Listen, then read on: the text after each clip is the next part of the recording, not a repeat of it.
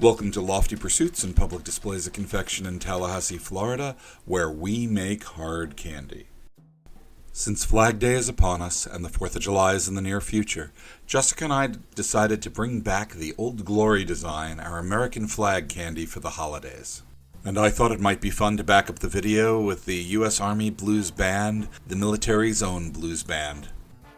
We've poured our sugar at 310 degrees, and now we're using our little wooden spoons to stir in the food coloring. Red and blue are obviously the colors for this palette, and we also need white, and watch that amber, it'll become white later on. But what we're doing right now is we're stirring in the food coloring and boiling out the water, and we need to do this or the water will stay in the candy and the candy will become sticky.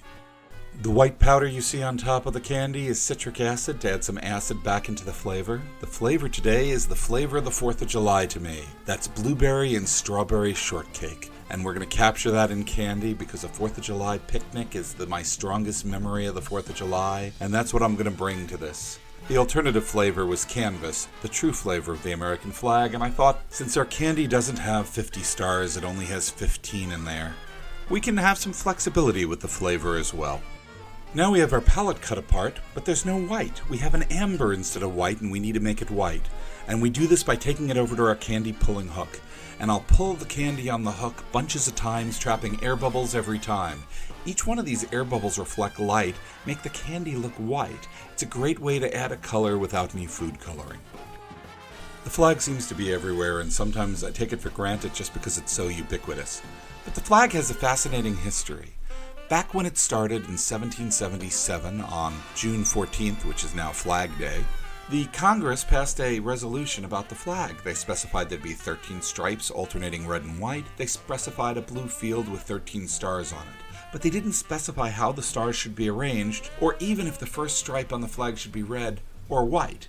And because of this, there was a lot of variations early on. The flag we see from the colonial times that people tend to remember is the one with the circular group of stars that was legendarily designed by Betsy Ross. But there was also the Francis Hopkins one that had more influence on future flags that alternated stars in a similar pattern to what we have now. And when states were added, they continued to add stripes until they hit 15 and they realized this was going to get out of hand. So they left it with the 13 stripes and they continued adding stars.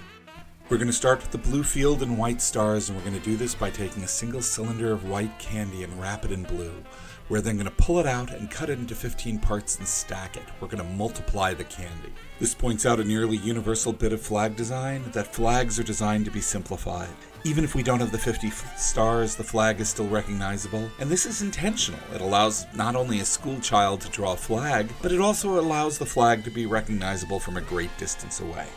Since the flags changed every time states were added, and stars were usually the change, Dwight D. Eisenhower, President of the United States, asked people around the country to submit flag designs for an American flag, the new one. Now, because of this, school kids around the country had flag homework projects. They weren't going to submit it to the government. They were just doing it for homework. And one gentleman, a Robert G. Heft of Ohio, in 1958, turned in his flag project, and the teacher gave him a B-.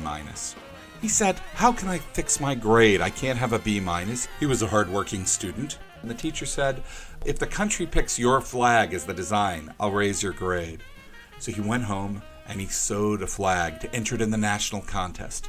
His mother was a seamstress, but she didn't want to help him on this. This was all his project. It was schoolwork after all. So he hand-sewed the flag and he mailed it off to Washington. And his flag was selected. I wonder what the high school teacher thought about that. He did raise his grade to an A.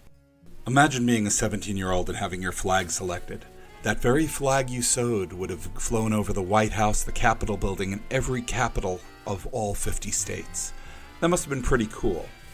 It's fun to see what the impact of one person can be.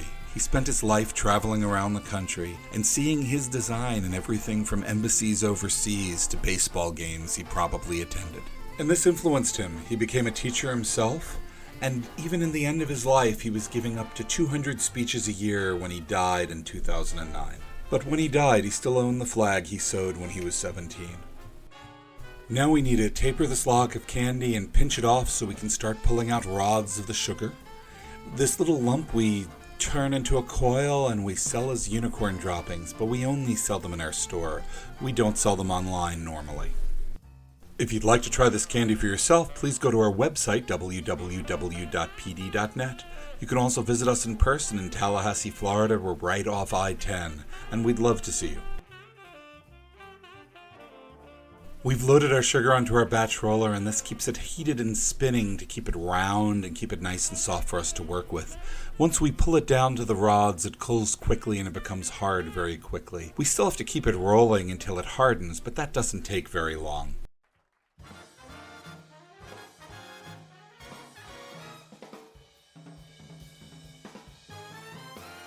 Once the rods are cool, all that's left to do is to cut them into individual bite-sized pieces.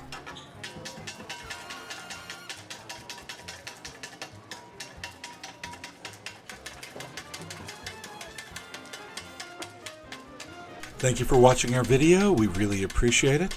We have lots of other videos on this channel and we post them regularly. Make sure you subscribe and have notifications turned on to find out when our next video is posted. If you want some of this candy, go to our website, www.pd.net, and don't forget to subscribe to us on Facebook, Twitter, and Instagram. You'll get lots of other stuff there too. While you're on our website, please join our email list.